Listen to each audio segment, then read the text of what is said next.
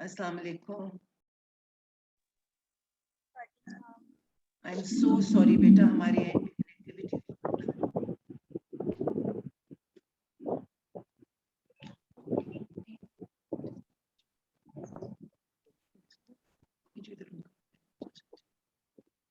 अस्सलाम वालेकुम बच्चों। वालेकुम सलाम ma'am. I am very sorry.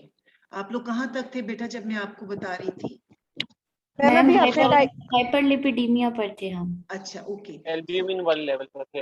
एटीमा करवाया था हमने। अच्छा ठीक है। इसका मतलब है शुरू में मैं कितनी देर बोलती रही हूँ और आप लोग थे ही नहीं।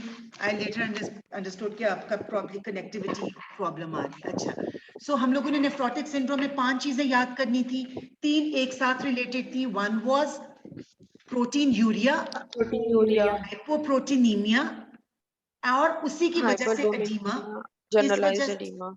जी, इस वजह से आपको ये भी बता दिया था मैंने, बिकॉज एल्ब्यूमिन जो है इट होल्ड्स बैक। ठीक है, सो ये भी हो गया था।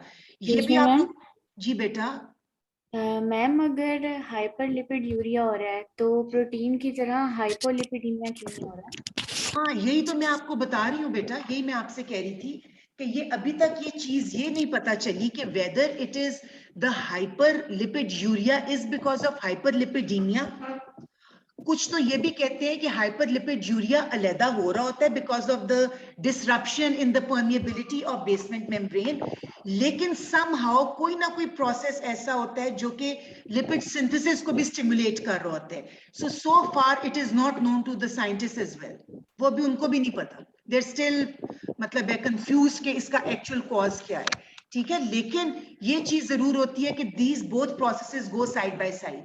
You have hyperlipiduria and you have lipiduria, and at the same time you have hyperlipidemia. Probably ये दोनों दो separate चीजें जो अलग-अलग चल रही हैं। So hyperlipiduria, और दूसरा जो important मैंने आपको बात बताई है कि you all most often you come across the pathogenesis of nephrotic syndrome. ठीक है, सो पैथोजेनेसिस में आपने 3 चीजें मेंशन करनी है पॉइंट्स। नंबर 1, सबसे पहला जुमला आपने ये लिखना है कि there is some disruption of the membrane permeability as a result of which it becomes more leaky and more permeable to plasma proteins. सबसे पहली चीज ये है। दूसरी वजह से प्लाज्मा प्रोटीन्स की वजह से प्रोटीन यूरिया हो जाता है, रिजल्टिंग इन हाइपोप्रोटीनीमिया। फिर आपने ये चीज बतानी है। और एडीमा के 2 कॉजेज आपने बताने हैं कि because of decreased albumin water goes out of the blood vessel into the interstitial space, and secondly the renin angiotensin system is stimulated which further expedites this edema. ठीक है बेटा, सो पैथोजेनेसिस में ये 3 पॉइंट्स आपने जरूर बताने। ठीक है, so this is actually nephrotic syndrome. So what are the features of SCQ? What are the features of nephrotic syndrome? Number 1, edema, hypolipidemia, शाबाश, hypoalbuminaemia, generalised oedema, hyperlipidaemia, hyperlipiduria. शाबाश। 3 चीजें इकट्ठी हैं, proteinuria, hypoalbuminaemia and number 3 oedema. और 2 चीजें इकट्ठी हैं, lipid urea and hyperlipidaemia. ठीक है, अच्छा अब इसमें जो इंपॉर्टेंट एमसीक्यू आता है ना, वो देखो 2 जगहों पे प्रोटीन का जिक्र है। एक जगह कि जहां पे वो लूज हो रही है यूरिन में से। सो हम हमेशा यूरिन कलेक्ट करते हैं 24 hours. So the amount is more than 3.5 grams per 24 hours. Remember the units. MCQ. आपको यहाँ पे 3.5 ग्राम्स तो देते हैं पर आप यूनिट गलत कर देते हैं। ठीक है, सो आपने यूनिट याद रखना है। प्रोटीन यूरिया का यूनिट है मोर देन 3.5 ग्राम्स पर 24 आवर्स या पर डे। इसको हम कहते हैं nephrotic range of protein urea. समझ आइए बेटा? yes, और जब हाइपोएल्ब्यूमिनीमिया की बात करते हैं, that is less than, hypo है ना, that is less than 3 grams per decilitre. उधर आपने पर डेसीलीटर का वर्ड यूज कर। In proteinuria you are going to use the word per day, per 24 hours. And for blood में हाइपोएल्ब्यूमिनीमिया जो blood में होता है उसके लिए इट इज पर डेसिलीटर। जब आप पढ़ोगे तो इसको गौर से पढ़ना है, ठीक है? ये आप लोग पढ़ते हुए मिस कर जाते हो, ये वाइवा में भी पूछते हैं और ये आपके एमसीक्यू में भी आते हैं और एससीक्यू में तो ऑब्वियसली इसके मार्क्स हैं। So that is, so what is the pathogenesis? In the pathogenesis of जो nephrotic syndrome होता है ना, basically number one, the membrane permeability varies, changes, as a result of which it becomes more permeable to proteins, especially albumin, resulting in proteinuria, as a result of which hypoalbuminemia occurs, because of which the oncotic pressure decreases and the fluid leaves the vascular space, enters into the interstitium, causing edema. And number three, renin-angiotensin system is activated, further inducing what? Generalized edema. शाबाश। और ये है hyperlipidaemia भी होता है, blood में भी lipid ज्यादा हो जाता है और लिपिड यूरिया भी होता है। So this is nephrotic syndrome.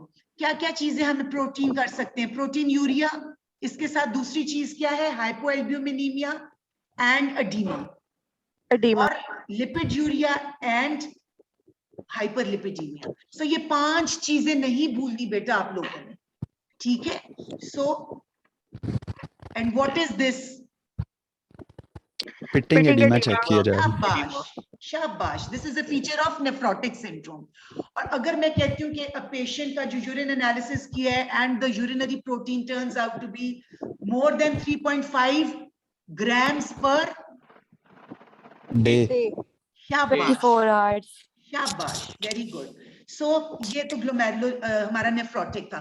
Now coming to nephritic syndrome, the pathogenesis of nephritic syndrome less important as compare to that of nephrotic syndrome is infective aetiology, mostly infective etiology. There are other reasons as well, लेकिन mostly it is infective etiology.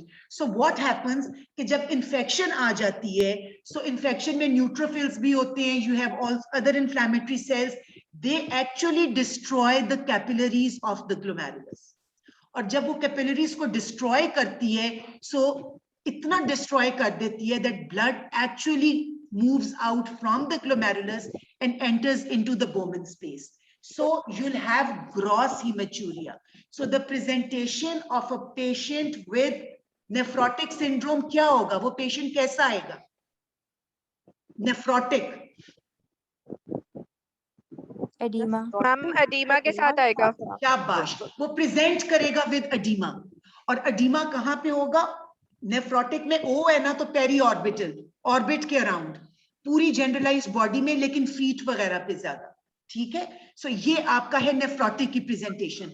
Nephritic का patient आएगा तो आपको क्या कहेगा? Blood, हाँ, urine, लाल लाल रंग का यूरिन है मेरा। So basically in nephritic syndrome the main pathogenesis is infection.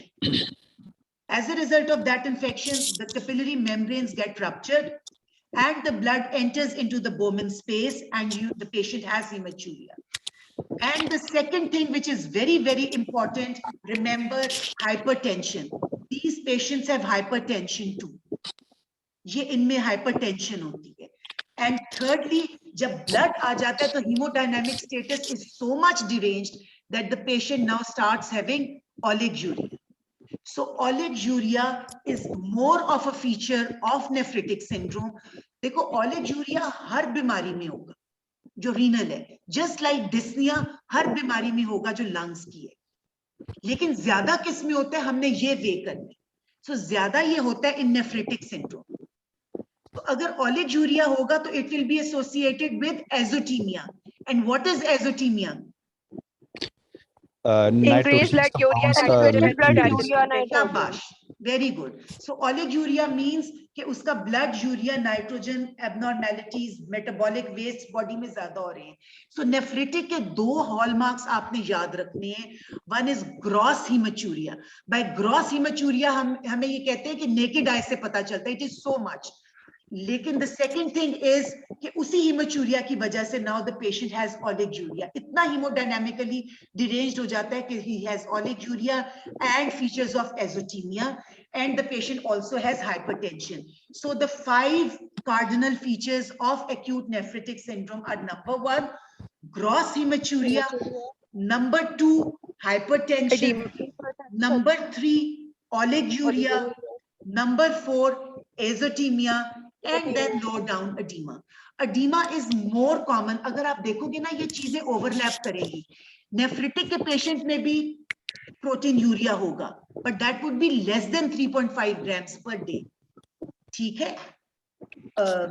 Sorry, more than 3.5 grams per day. ठीक है? ये चीजें आपने याद रखनी है.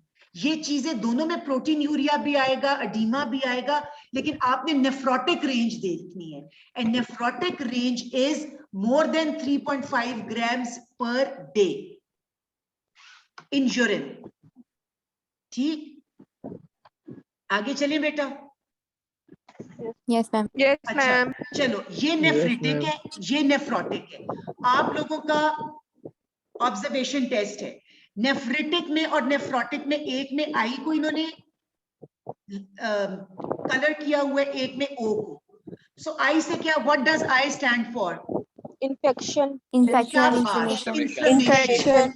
Shabash, And that stands for inflammation. inflammation. So in nephritic syndrome, the pathogenesis is inflammatory. And nephrotic में O से क्या बनता है? Protein, urea, and Protein, cholesterol. urea and edema. ठीक है? Very good. And oliguria, हाँ, oliguria भी होता है, लेकिन वो दोनों में कॉमन है. और ज्यादा कॉमन किसमें? नेफ्रिटिक में, क्योंकि उसमें तो फ्रैंक ब्लड आने लग गए. अब ये देखो, so in nephritic syndrome, the pathogenesis is inflammation basically of the glomerulus, resulting in disruption of the capillary wall, and the blood leaks out और यूरिन के अंदर ब्लड हो जाता है. सो जब यूरिन में ब्लड आता है तो वो रेड के बजाय वो जरा ब्राउन से कलर का होता है. सो इसको कहते हैं कोका कोला कलर्ड यूरिन या स्मोकी यूरिन. ठीक है? So we use the word smoky urine या cola coloured urine in cases of nephritic syndrome. जबकि नेफ्रोटिक सिंड्रोम में यूजुअली यूरिन में आपको ज्यादा पेल लगेगा बिकॉज ऑफ लिपिड यूरिया. ठीक है? सो आपने इधर देखो, ये देखो, ये यूरिन जरा ज्यादा पेल है. ठीक है? बिकॉज नेफ्रोटिक सिंड्रोम के अंदर लिपिड यूरिया होता है. ओके, आगे चलते हैं अब हम इधर. So these are the differences between nephritic and nephrotic syndrome. Very important SCQ. और ये आप समझो कि आपको किसी ना किसी टेस्ट में आएगा जरूर. ये हो नहीं सकता इन दोनों का डिफरेंस ना आए. And today's assignment is, मैं अभी आपको पोस्ट भी कर दूंगी, आज की असाइनमेंट आज ही में आपने सबमिट करानी है. करा लोगे आज ही में submit? Yes, no ma'am. Ma'am, एक दिन में नहीं. बेटा नो मैम वाली बात नहीं है, कुछ नहीं है. ये सब मैं आपको डिफरेंसेस करा रही हूँ. Everything is in your presentation. हर चीज आपको ये बता रही है. You just have to type and give. आपको इवन मैं कॉलम्स ही बना के दूं. You just have to fill in 2-3 चीजें बस. अब देखो मैं आपको बताती हूँ what is the difference between nephritic and nephrotic. I is for inflammation. So 3 चीजें क्या हैं? You will have inflammation in the glomerulus, you will have hypertension, and the patient will have oliguria. ये नेफ्रिटिक सिंड्रोम है. ठीक है? And oliguria and cola colored urine, ये 4 चीजें important है. ठीक, समझ आइए? इन्फ्लेमेशन इसमें नहीं होगी, इसमें है. हाइपरटेंशन नेफ्रोटिक में नहीं होगी, इसमें है. And oliguria resulting into azotemia and cola colored urine. सो 3 चीजें, ये 3 ड्रॉप्स निकल रहे हैं. 3 चीजें इधर से याद रखो और 2 ये. सो 1 will inflammation, hypertension, 1 is oliguria, azotemia and cola colored urine. Haematuria जिसको कहते हैं. ठीक है? समझ आ गई? Yes, ma'am. Yes.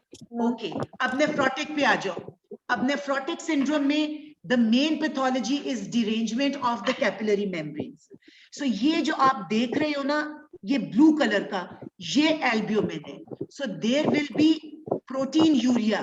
ये देखो इतनी प्रोटीन है कि डॉग के देखो मसल्स बन रहे हैं. So this is protein urea. Hypoalbuminemia, ये छोटे वाला जो है ना, this is albumin, ये छोटा डॉट जो है. So hypoalbuminemia. Resulting in oedema, generalised oedema. ठीक है, सो ये सारी चीजें हैं। और हाइपरलिपिड यूरिया जो है, lipiduria and hyperlipidaemia, so ये 5 फीचर्स हैं। So these are the differences. ये तो मैंने खुद ही बनाया हुआ है आप लोगों के लिए। ठीक है, so you can take a, क्या कहते हैं उसका, स्नैपशॉट आप इसका वो ले सकते हो, Screenshot. स्क्रीनशॉट ले सकते हो आप इसका। ये चीजें यही है बेटा जो आपसे एग्जाम में आएंगी। सो मैं नहीं चाहती आप ये चीजें मिस करो। So the main difference between nephrotic and nephritic syndrome is, in nephrotic syndrome you have you have proteinuria, hypoalbuminemia, edema, lipiduria and hyperlipidemia. In nephritic syndrome you have hematuria, inflammation, हाँ जी, hypertension, hypertension, Oliguria, cola colored urine, azotemia, azotemia. cola colored urine. शाबाश। सो वो याद करने हैं। Onset क्या होता है? Nephrotic बहुत आहिस्ता आहिस्ता चलता है, it's a very slow process. Nephritic syndrome में द मोमेंट आप सोचे ना, द मोमेंट रप्चर होती है ब्लड वेसल, तो वो तो एब्रप्ट हो जाता है। जिस टाइम पे वो रप्चर शुरू हो जाता है ना, मतलब साथ ही प्रोसेस शुरू हो जाता है। So this is an abrupt process. Oedema मैंने आपको बताया, they have overlapping features, but you'll have marked edema in nephrotic syndrome and less edema in nephritic syndrome। हो दोनों में सकता है। Blood pressure will be normal. So जो उसके फीचर्स है वो इसके नेगेटिव हैं, जो इसके, तो डिफरेंस तो बस यही है। और इसमें ब्लड प्रेशर हाई होता है। So if the blood pressure is high, definitely JVP will be raised, jugular venous pressure, जबकि it will be normal in case of nephrotic syndrome। ठीक है बेटा? प्रोटीन यूरिया दोनों में होगा। What is the level of proteinuria in nephrotic syndrome? Greater than Greater than 3.5 gram per day. ठीक per है। day, हाँ, 24 Per hours. day in आपने urine. जब अपनी असाइनमेंट में लिखना है ना, तो आपने इस जगह पे ये लिखना है 3.5 grams per day से ज्यादा, और इसमें less, because this is called nephrotic range of proteinuria। This is also proteinuria, but this is not the nephrotic range of proteinuria, right? Then we have hematuria, very less likely कि इसमें हो, advanced cases में हो सकता है, but yes, it is a feature of nephritic syndrome। और RBC cast, देखो जो चीज जिसमें जितनी होगी वो RBC कास्ट, ये होता है कि कहीं कहीं इतने ज्यादा RBCs इकट्ठे हो जाते हैं कि वो क्लॉग कर देते हैं उस जगह को, ऑब्स्ट्रक्ट कर देते हैं, और फिर जब वो फ्लश आउट होते हैं तो they actually take the shape of the tubule. इसको कास्ट कहते हैं। कास्ट होती है जो किसी भी चीज के साथ मोल्ड अपनी शक्ल चेंज कर ले। सो इसमें RBCs होंगे तो RBC कास्ट होगी, और नेफ्रोटिक में क्या होगी? Absent होगी। लिपिड कास्ट होगी उसमें। ठीक है, और सीरम एल्ब्यूमिन इसमें ऑब्वियसली लो होगा, इसमें नॉर्मल। सो ये एक और डिफरेंस है। यूरिन कास्ट फैटी होंगी इन केसेस ऑफ नेफ्रोटिक, और RBC कास्ट होंगी in cases of nephritic syndrome. Proteinuria मैंने आपको बता दी है, हीमेचूरिया और क्लिनिकल फीचर्स भी। सो बेटा ये मैंने खुद आपको टेबल बना के दे दिया of nephrotic and nephritic syndrome. सो ये आपकी असाइनमेंट अब तो हो जाएगी ना एक दिन में? Yes, ma'am. Yes, ma'am. ठीक है बेटा। और ये एक और इसका डिफरेंस है कि इन नेफ्रिटिक सिंड्रोम में एजोटीमिया ज्यादा होगा, because there is oliguria, so there will be azotaemia as well. इसके अंदर इतना ज्यादा नहीं होगा। बाकी चीजें ये देखें, जो नेफ्रोटिक सिंड्रोम में पेल यूरिन होता है बिकॉज ऑफ लिपिड यूरिया, और इसके अंदर जरा सा स्मोकी होता है बिकॉज ऑफ हीमेचूरिया। ठीक है, सो ये 3 टेबल्स मैंने नेफ्रोटिक और नेफ्रिटिक के डिफरेंसेस के। इसके अलावा मेरा नहीं ख्याल कि कोई पॉइंट हमने मिस किया है। सो ये आपका पका पकाया एक क्वेश्चन हो गया। ठीक है, so now coming to causes of nephritic syndrome. मैं आप लोगों को रोज असाइनमेंट दूंगी थोड़ी थोड़ी, और रोज के रोज आपने सबमिट करानी है, ताकि आप लोगों को बेटा ज्यादा प्रॉब्लम ना हो। ठीक है, दूसरी चीज, on this coming Friday you are going to have an MCQ test on glomerulonephritis only, nephritic, nephrotic और जो उसकी टाइप्स हैं, दैट्स इट। ठीक है बेटा? अगर आपका ग्लोमेरुलोनेफ्राइटिस हो गया ना, तो समझो कि आप लोगों का किडनी हो गया। सो मैं नहीं चाहती कि आप इस चीज पे मार खाएं, क्योंकि इसके बहुत MCQs आते हैं और वो बच्चे गलत करते हैं। और दूसरी चीज ये है कि ये आपकी जितनी असेसमेंट्स हैं ये इंटरनल असेसमेंट में जाएंगी। ये मैं इसलिए बता रही हूँ कि कुछ बच्चों की इंटरनल असेसमेंट अच्छी नहीं है और मैं चाह रही हूँ कि उनकी किसी तरीके से हम इम्प्रूव कर सके ताकि पिछले की वेटेज कम हो सके। आप समझ रहे हैं? सो प्लीज इन असाइनमेंट्स को, ये आप लोगों के लिए मैं कर रही हूँ छोटे छोटे में, ताकि आप लोग इसमें अच्छा स्कोर कर सको। अब now this is on you. अब अपनी असेसमेंट, अगर आपने अब अपनी इंटरनल असेसमेंट ठीक करनी है तो बेटा प्लीज इसको अच्छे से कर लो, ताकि हम भी चाहते हैं कि आपका आगे हो जाए। ठीक है? सो प्लीज इसको आप लोग कर लो और मैं आप लोगों को ये प्रिपेयर कराऊंगी, don't you worry. So causes of nephritic syndrome. So now हमने कर लिया differences between nephrotic and nephritic syndrome, and the next topic we'll do nephritic syndrome. Nephritic syndrome में there is a long list, लेकिन आपको जो याद रहना चाहिए that is acute post infectious glomerulonephritis. शाबाश, very good. ये तो तुम लोगों को आती है, आते हैं? Yes ma'am. तो चलो बताओ क्या आते हैं। इसमें स्ट्रेप्टोकोकल इन्फेक्शन होगा, पहले थ्रॉट का, उसके बाद बंदा एंटीबायोटिक्स लेगा, लेकिन वो जो एंटीजन एंटीबॉडीज कॉम्प्लेक्सेस बनेंगे वो जाकर रिजाइड कर देंगे ग्लोमेरुलर मेम्ब्रेन के ऊपर, वहां जाकर इन्फ्लेमेशन क्रिएट करेंगे और डैमेज करेंगे वेसल्स को। Very nice, and then haematuria होगा। एक्सीलेंट। सो ये मैं आपको एक्सप्लेन करती हूँ। ये रिबाल था, उमेर था। आवाज बिल्कुल राबील की तरह की लग रही थी। ओके, राबील है कि नहीं है? राबील जी मैम, रिबाल है।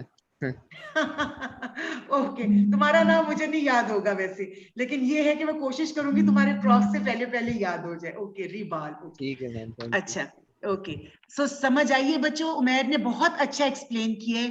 Post streptococcal glomerulonephritis is nephritic syndrome, और इसके अंदर बेसिकली ये आपने याद रखना है ये। So it is actually an infection. हम लोगों को अक्सर सिनेरियो में हम समझते हैं कि it's a post respiratory tract infection ये होता है, लेकिन ये भी याद रखो ये स्किन इन्फेक्शन, ये दाने देख रहे हो बच्चे की ओरल कैविटी में या इसकी स्किन पे, ये इम्पेटिगो है। कुछ एम्पेटाइगो बोलते हैं, कुछ इम्पेटिगो बोलते हैं, दोनों ठीक है। This is a skin infection. सो इस स्किन इन्फेक्शन के बाद कभी कभी सिनेरियो में आपको स्किन इन्फेक्शन दे देते हैं, सो आप कंफ्यूज हो जाते हो। सो रिमेंबर, अब मैं जितने ग्लोमेरुलोनेफ्राइटिस लिखवा रही हूं बताऊंगी आपको, आपने 5 चीजें याद रखनी है। Number 1, the age of the patient. Number 2, the clinical features of the patient. Number, यानी कि क्लिनिकल फीचर्स का मतलब है वो नेफ्रोटिक है कि नेफ्रिटिक है, ये याद रखना है।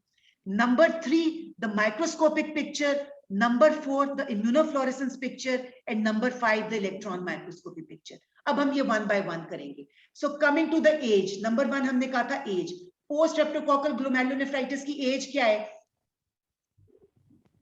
Children, right? So most commonly children, adults भी हो सकते हैं लेकिन मोस्ट कॉमनली चिल्ड्रन। और क्लिनिकल फीचर्स इसके पिक्चर क्या होती है? It is a few weeks after pharyngitis or upper respiratory tract infection or skin infection like impetigo. ठीक है? और उसके बाद जैसे इन्होंने कहा है कि वो जो एंटीबॉडीज बनी होती हैं अगेंस्ट ये स्ट्रेप्टोकोकस, और what is the strain of the Streptococcus involve? MCQ MCQ MCQ. Group A Streptococcus. That is group A beta hemolyticus streptococcus, MCQ। Group A B याद रखो, ग्रुप ए और बीटा हेमोलिटिक स्ट्रेप्टोकोकस। हेमोलिटिक से आपको पता ही चल रहा है कि ये हेमोलिसिस करेगा, राइट? सो ये this is the whole story जो कि आपने याद रखनी है। So it's a post streptococcal glomerulonephritis, affects either the pharynx or the skin of the children, और उसके बाद कुछ 2 हफ्तों के बाद it is group A pyogenes जो आप कह रही हैं, बीटा hemolytic streptococcus, और this occurs 6 weeks after pharyngitis और impetigo। याद रखना, आपको अक्सर सिनेरियो में स्किन इन्फेक्शन दे देते हैं, सो ये भी उसमें होता है। और इसके बाद जो तीसरी चीज इन्वॉल्व होती है इस ट्रियो में, दैट इज द किडनी। और जब किडनी इन्वॉल्व होती है तो मैंने कहा है पहला एज याद रखो, दूसरा क्लिनिकल फीचर याद रखो। क्लिनिकल फीचर में एक तो ये हो गया कि स्किन है या फेरेंजाइटिस है, दूसरा मैंने क्या कहा है याद रखना है, नेफ्रोटिक है कि नेफ्रिटिक, बताएं ये क्या है? Nephritic. Nephritic. Cola coloured urine, T coloured, Cola coloured, smoky, ठीक है, ये है। और इसके बाद आपने जो चीज याद रखनी है वो ये याद रखनी है कि सिंस इट्स एन इन्फ्लेमेटरी, ये देख रहे हो, this is how we see the glomerulus under the microscope. What is this?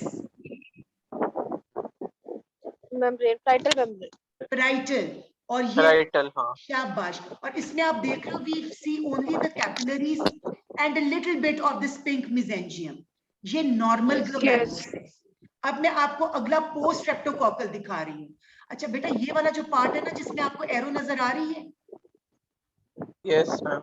इस पार्ट को एंडोकैपिलरी भी बोलते हैं। एंडोकैपिलरी में दो चीजें आती हैं, the capillaries and the mesangium, ठीक है।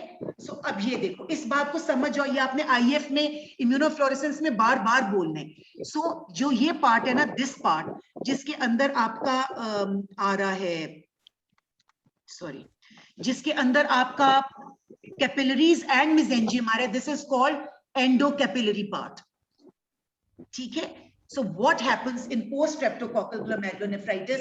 कैसा ग्लोमेरुलस नजर आ रहा है? Inflamed. Inflamed. It is very hypercellular. ये की पॉइंट्स हैं, ये की वर्ड्स आपने लिखने हैं। Hypercellular glomerulus with endocapillary proliferation and neutrophilic या ल्यूकोसिटिक इन्फिल्ट्रेट। ये देखो, आपको कहीं कैपिलरी के ल्यूमिना नजर आ रहे हैं इस तरह? देख लो, ये नॉर्मल है। No. ये देखो, दिस इज कॉल्ड एंडोकैपिलरी प्रोलिफरेशन। इतनी प्रोलिफरेशन है कि वो बंद हो गया है, जो उसकी ल्यूमिना है, ठीक है। And number 2, you find a lot of cells where you'll have a lot of mesangial cells and inflammatory cells. So this is the microscopic picture of post proliferative glomerulonephritis, ठीक है। acute proliferative glomerular में क्या picture है इसकी? So the number 1, children, clinical feature में आपने याद रखना है कि पोस्ट फेरेंजाइटिस या पोस्ट एम्पेटिगो या स्किन इन्फेक्शन। तीसरे नंबर पे नेफ्रिटिक टाइप ऑफ ग्लोमेरुलोनेफ्राइटिस। और माइक्रोस्कोपी में क्या बोलेंगे आप? Keywords, Hypercellularity or inflammatory cells. शाबाश। हाइपरसेलुलैरिटी, एंडोकैपिलरी प्रोलिफरेशन एंड ल्यूकोसिटिक इन्फिल्ट्रेट। ये अपना टेबल खोलो बुक का, आपके बुक के टेबल में इसको देखते जाओ, ठीक है। और फिर चूंकि ये इन्फ्लेमेशन आ जाएगी, सो कोई ना कोई एंटीबॉडी तो इन्फ्लेमेशन में रिलीज होती है। So the antibody will be released, in this case will be IgG. और आईजीजी कहाँ आके लगेगी? आईजीजी विल बी, आईजीजी और C3 कहाँ पे लगेंगे, डिपॉजिट होंगे? Glomerular basement membrane, in the, हाँ जी, in the basement membrane, in this, ये एंडोकैपिलरी पार्ट जो है इसका, शाबाश, ये ऑल्टरनेट पाथवे होगा। So this is the hypercellular glomerulus with endothelial and mesangial cells. इसको क्या कहते हैं जब एंडोथेलियल और मेसेंजियल सेल्स प्रोलिफरेट करते हैं? Endocapillary proliferation. Excellent, excellent. इसको हम एंडोकैपिलरी प्रोलिफरेशन कहते हैं। वेरी गुड बेटा। सो और इलेक्ट्रॉन माइक्रोस्कोपी में क्या होता है? इलेक्ट्रॉन माइक्रोस्कोपी में ये देखो, मैंने आपको बताया था, ये नॉर्मल है, ये बेसमेंट मेम्ब्रेन है, और ये कुछ याद आया बेटा? ये पोडोसाइट्स हैं, कुछ याद आ रहा है? Yes, ma'am. Yes, ma'am. So सब एपिथेलियल पार्ट होता है which is between the basement membrane and these food processes, ये वाला। So ये वाला जो पार्ट है ना, ये वाला, ये है आपका acute glomerulonephritis वाला। ये देखो, सब एपिथेलियल हम्प्स, डन। ये सब एपिथेलियल हम्प्स नजर आ गया बेटा? इधर आके जमा होती है सारी की सारी एंटीजन एंटीबॉडी रिएक्शंस। होते तो उधर ही है, but this is the actual site जहां पे ये फाइनली कहीं से छुप छुपा के इधर पहुंच जाते हैं। आप समझ रहे हो? आप, हम अगर इसका करें, मेम्ब्रेन करते हैं, अब हम इसकी माइक्रोस्कोपी करते हैं, आईएफ करते हैं और इलेक्ट्रॉन माइक्रोस्कोपी करते हैं। माइक्रोस्कोपी इसकी क्या है? माइक्रोस्कोपी हाइपरसेल्युलर विद एंडोकैपिलरी प्रोलिफरेशन, ठीक है। आईएफ इसकी क्या है? Granular granular, that is granular IgG-C3. और कहां पे लिखा हुआ है बुक में, किस जगह पे है? टेबल में, टेबल में किस जगह पे लिखा हुआ है बेटा? देखो फ्लोरेसेंस माइक्रोस्कोपी। उसके नीचे क्या लिखा हुआ है? IgG ग्रैन्युलर C3 IgG कहां पे है? IgG and C3 complex glomerular basement membrane, और mesangium. And mesangium. मेसेंजियम। सो ये बेसिकली यही सारा पार्ट बन गया, ठीक है? सो यही सारा पार्ट बन गया आपका इसका। बेटा समझ आ गई है? और एंडो माइक्रोस्कोपी में कहा, सॉरी इलेक्ट्रॉन माइक्रोस्कोपी में किधर नजर आएगा? पॉडोसाइट्स के पास। हाँ, सब एपिथेलियम में मैम। सब एपिथेलियल। आपने याद रखना है लफ्ज जो कि आपका की पॉइंट है, ये आपका एमसीक्यू में आता है। सब एपिथेलियल हम्स, इसको हम सब एपिथेलियल डिपॉजिट्स नहीं कहेंगे, दे आर सब एपिथेलियल हम्स बेसिकली, ठीक है? So this is glomerulonephritis. याद रहेगा ग्लोमेरुलोनेफ्राइटिस की हर डिजीज की 5 चीजें याद रखनी है। Number 1 age, number 2 clinical features nephrotic के nephritic, microscopy IF and electron microscopy. इसकी माइक्रोस्कोपी बताओ मैम। माइक्रोस्कोपी में Hypercellular- सेल्स एंडोकैपिलरी Hypercellular होंगे। Proliferation, hypercellularity and leukocytic infiltration. हाँ जी, endocapillary proliferation and leukocytic infiltrate. Number 2 में एंडोकैपिलरी का मतलब है मेसेंजियम भी ज्यादा हो जाएगा, कैपिलरी सेल्स भी ज्यादा हो जाएंगे। दूसरे नंबर पे आता है IF। IF इज ज्यादातर का IF याद रखो ग्रैन्युलर IgG-C3, ठीक है? और कहां पे होगा ये? In the basement membrane.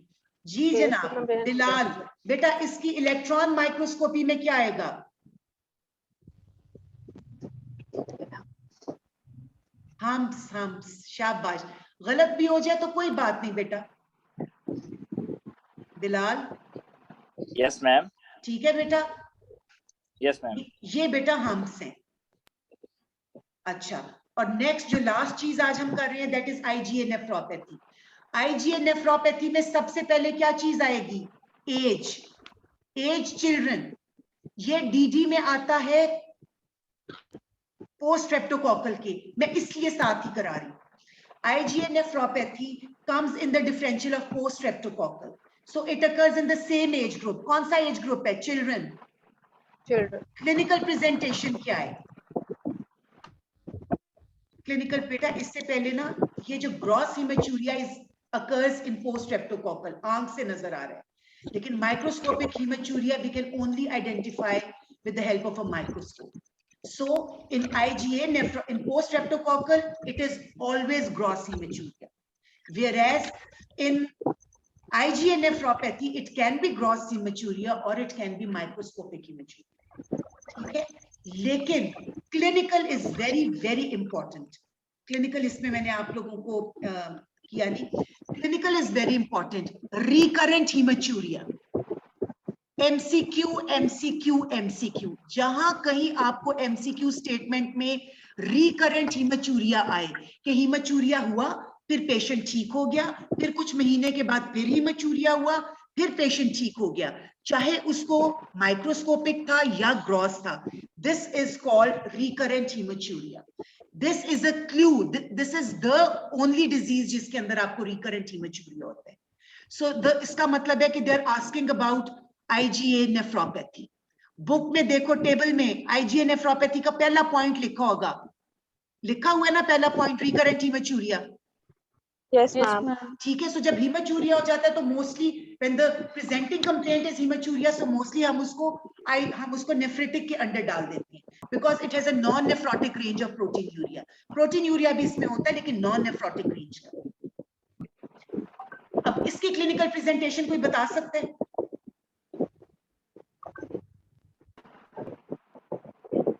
It occurs in children and there बिल्कुल is वही history of recurrent hematuria.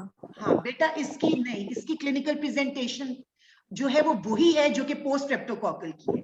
The patient, the child will present with sore throat, कि जी मुझे कुछ अर्सा पहले, मुझे कुछ 2 दिन पहले मुझे सोर थ्रोट हुआ है, वो ये कहेगा कि मेरा गला खराब था या मेरी स्किन मतलब मेरा नहीं, आई एम सॉरी, IgA के अंदर it's just haematuria. There is another condition which is called henoch schonlein पर्परा.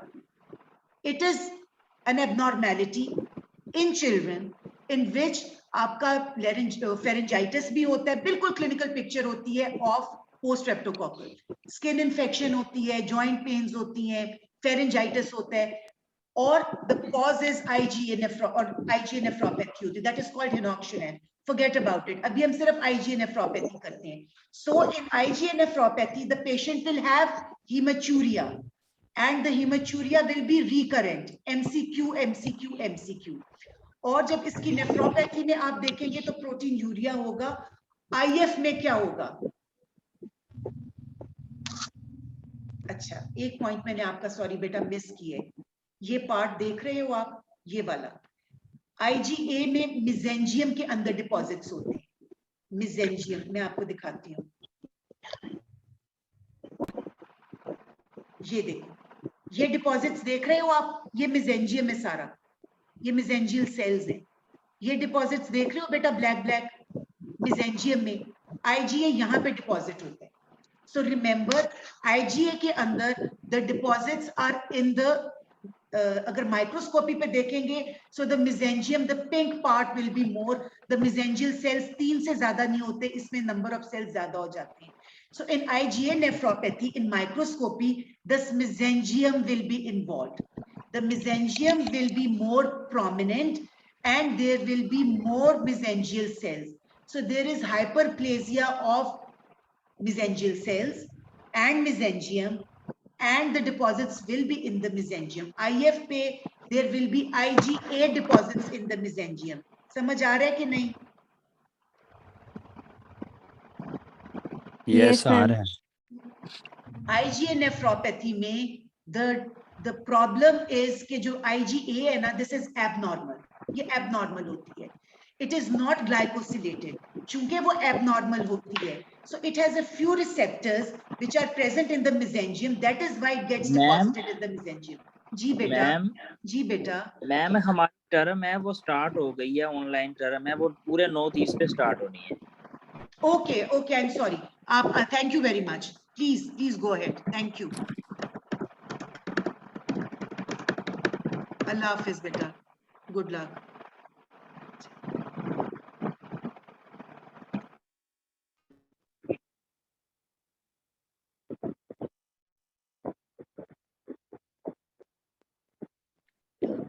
Okay, term में आ जाए.